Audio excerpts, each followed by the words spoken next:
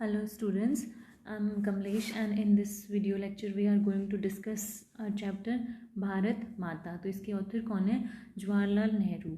जवाहरलाल नेहरू ने ये लिखा है। So let's have a glimpse about this essay। ये एक essay है, देखिए।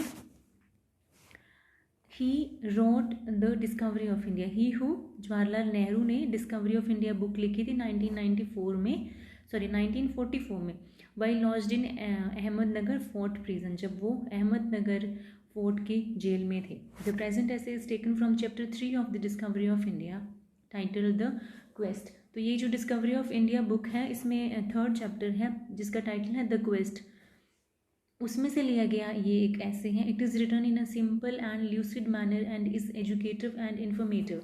ये बहुत ही सिंपल और सटीक मैनर में लिखा गया है और इससे हमें काफ़ी एजुकेशन मिलती है, काफ़ी इन्फॉर्मेशन मिलती है। Nehru presents a vivid picture of the innocence of Indian peasants.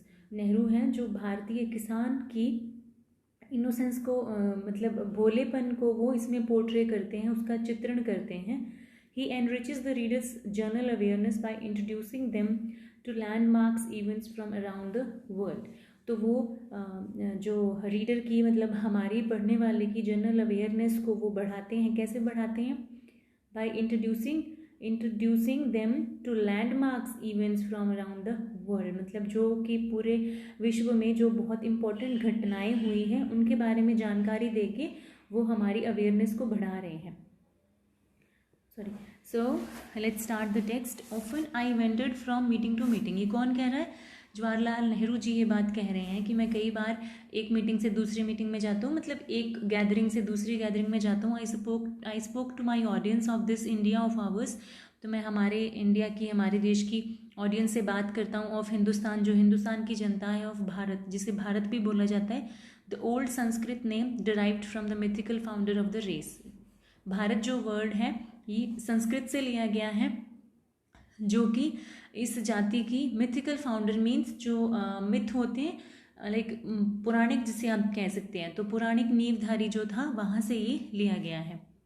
I seldom did so in the cities. मैं बहुत कम सिटीज़ में जाके मिलता हूँ लोगों से, बहुत कम सिटीज़ में जाके मैं भाषण देता हूँ। For there are audiences were more sophisticated and wanted strong fare. जो क्योंकि वो ऑडियंस बहुत सोफिस्टिकेटेड, बहुत कल्चर्ड, बहुत पॉलिश्ड होती है, वो अलग तरह का उनका कल्चर होता है। एंड वॉन्टेड स्ट्रॉन्गर फेयर, वो अलग तरह की उन्हें डिस्कशन चाहिए होता है। But to the peasant, but एक किसान के लिए विद हिज लिमिटेड आउटलुक, क्योंकि उसका नज़रिया बहुत सीमित होता है। I spoke of this great country. मैंने इस बहुत महान देश के बारे में, मतलब इंडिया के बारे में उनसे बात करी। For whose freedom we are struggling, जिसकी फ्रीडम के लिए हम स्ट्रगल कर रहे थे। Of how each part differed from the other and yet was India. मैंने उनसे बात करी कि कैसे जो हर एक पार्ट है, हर एक हिस्सा है, वो दूसरे से अलग है, लेकिन फिर भी सब इंडिया का ही है। Of common problems of the peasants from north to south and east to west. मैंने उनके साथ पीजेंट्स की कॉमन प्रॉब्लम्स की भी बात करी, नॉर्थ से लेके साउथ या ईस्ट से लेके वेस्ट तक जितने भी पीजेंट्स हैं उनकी कॉमन प्रॉब्लम्स की मैंने बात करी। Of the swaraj that could only be for all and every part and not for some. और मैंने स्वराज की, अपने राज की, हमारे खुद के राज की, खुद के कंट्रोल की बात करी, जो कि सिर्फ किसी एक के लिए नहीं या किसी एक जगह के लिए नहीं बल्कि सबके लिए हो।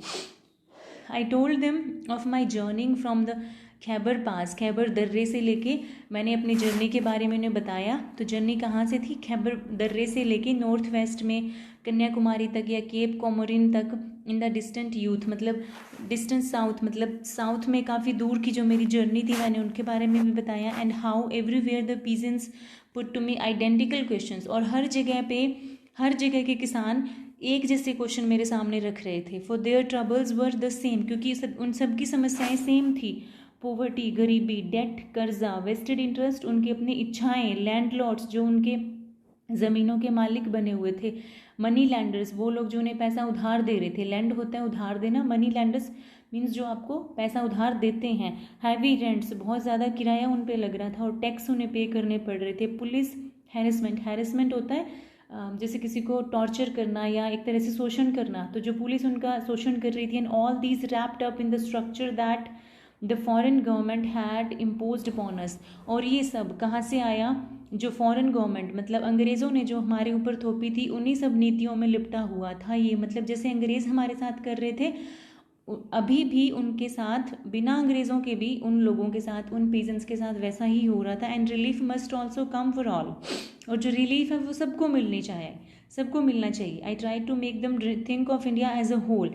मैंने कोशिश की कि वो इंडिया को एक माने, एक जाने। And even to some little extent of this wide world of which we were a part. और सिर्फ इंडिया ही नहीं, पूरे विश्व को एक माने जिसका कि हम एक हिस्सा हैं।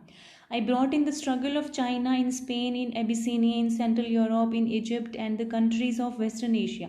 मैंने बाकी देशों की भी स्ट्रगल्स की उनसे बात की, जैसे चाइना में, स्पेन में, एबिसिनिया में, सेंट्रल यूरोप में, इजिप्ट में, हर जगह पे स्ट्रगल चल रहा था। आई told them of the wonderful changes in the Soviet union. जो सोवियत यूनियन में अद्भुत जो बदलाव आए थे, मैंने उनके बारे में उनको बताया। End of the great progress made in America. और अमेरिका ने जो अच्छी प्रोग्रेस करी है उसके बारे में भी उन्हें बताया। The task was not easy. ये टास्क आसान नहीं था, yet it was not so difficult as I had imagined.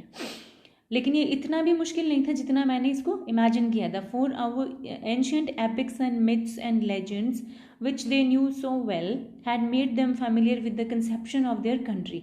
क्योंकि उन लोगों ने ऑलरेडी जो हमारे पुराणिक कथाएं हैं, एपिक हैं, हमारे महाकाव्य हैं, मिथ हैं, पुराणिक कथाएं हैं, या जो लेजेंड्स हैं, मतलब जो मशहूर कहानियाँ चली आ रही हैं, उन कहानियों को वो लोग जानते थे। तो वे अपनी कंट्री के इस कंसेप्ट से अच्छे से फेमिलियर थे, इस कंसेप्ट को वो समझते थे। And there were always some who had travelled far and wide to the great places of pilgrimage situated at the four corners of India. और उनमें से कई लोग थे जिन्होंने दूर दूर तक यात्रा भी की थी। पिलग्रिमेज होता है तीर्थ यात्रा। पिलग्रिमेज मीन्स तीर्थ यात्रा। और जो तीर्थ यात्रा करते हैं, तीर्थ यात्री, उनको कहा जाता है pilgrims. They are called pilgrims. So उनमें से कई लोग तो थे जिन्होंने दूर दूर तक यात्राएं भी करी हुई थी। और there were old soldiers who had served in foreign parts in world war 1। और वहाँ पे काफ़ी पुराने सोल्जर्स भी थे जिन्होंने कि पहले वर्ल्ड वॉर में जिन्होंने हिस्सा भी लिया था।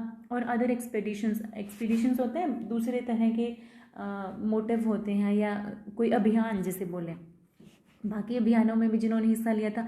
Even my references to foreign countries were brought home to them by the consequences of the Great Depression of the 1930s।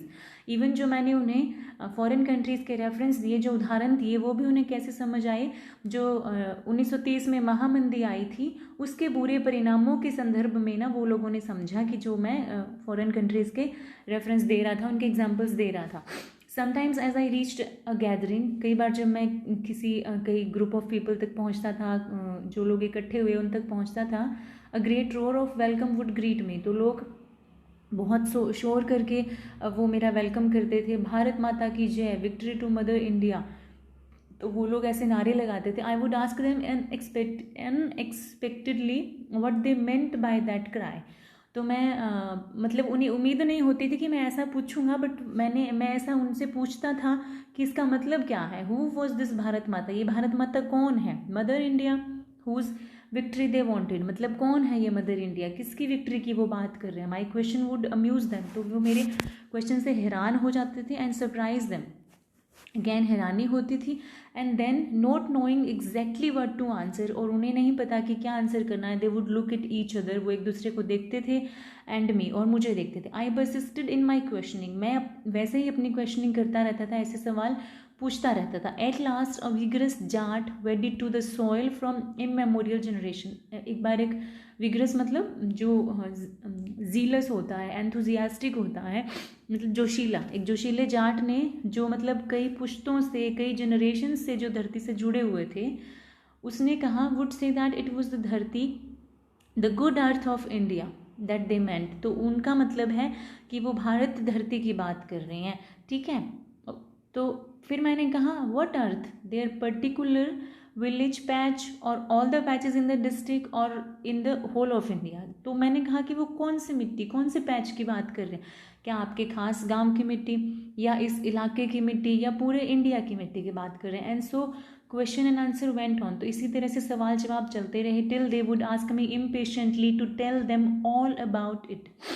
फिर वो बेसब्री से मुझसे पूछते थे कि आप हमें ये सारी बात बताओ कि आप क्या कहना चाहते हो. I would endeavour to do so. फिर मैं कोशिश करता था उन्हें समझाने की and explain that India was all this that they had thought but it was much more. तो मैं उन्हें बताता था कि आपने जो सोचा वो सब तो है ही, लेकिन इसमें और भी बहुत सी चीज़ें हैं. The mountains and the rivers of India इसमें शामिल है, and the forest, broad fields, बड़े बड़े खेत, विच गेव अस फूड, जो हमें भोजन देते हैं, were all dear to us, ये सब हमें प्यारे हैं. But what counted ultimately were the people of India. पर इनमें सबसे इंपॉर्टेंट चीज़ क्या है? इंडिया के लोग, people like them and me, उनके जैसे और मेरे जैसे लोग, who were spread all over this vast land, जो कि इस बड़े भूमि पर फैले हुए हैं. भारत माता, कौन सा लैंड? भारत माता, मतलब भारत के सभी लोगों से उनका मतलब था. Mother India was essentially these millions of people. Mother India असल में है क्या? यही लाखों लोग मिलकर मदर इंडिया बना रहे हैं. And victory to her meant victory to these people. और भारत माता की जय, दैट मीन्स इन सब भारतीयों की जय. You're parts of this Bharat Mata, आप इस भारत माता का हिस्सा हो. I told them you're in a manner yourselves Bharat Mata. और एक तरह से आप ही भारत माता हो, मतलब आप ही एक एक करके सब इकट्ठे होके इंडियंस ही भारत माता हो. And this idea slowly socked into their brains. और धीरे धीरे फिर ये आइडिया उनके अंदर समा गया, उनके दिमाग में, उनको समझ आया.